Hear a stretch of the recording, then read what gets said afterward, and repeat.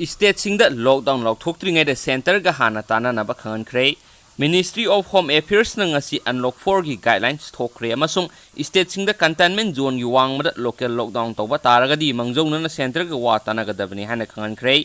home ministry हाई state government सिंगना मंगजौनना सेंट्रल गवर्नमेंट का तानादना कंटेनमेंट जोन की वांगमदा लोकल लॉकडाउन लौथोक्लोइदबनी ngasi thokiba guidelines adugi matung ina metro train sing September tang 3 gi amuk hana service tawba yaragani political social amasum dharma gi oina mi punmagi mi sama phawbagi oina di September 18 dagi hauduna ayaba piragani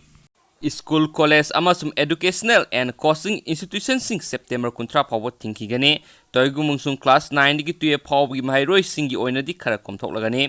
Home Ministry na hairi state amasum union territory government singna online teaching natragana tele counseling amasum mari lenaba thabak singidama teaching amasum non teaching staff sing sad yankai phabu school la kokhatpagi ayaba pibe yai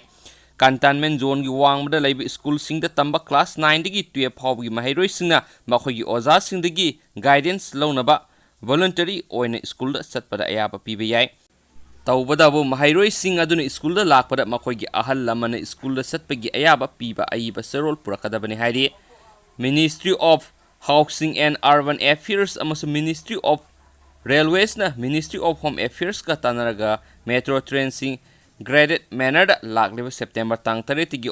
operate तौबा यागनी मसिगी मतांगना ministry of housing and urban affairs ना SOP standard operating procedure अमा थोकदबनि हाइरि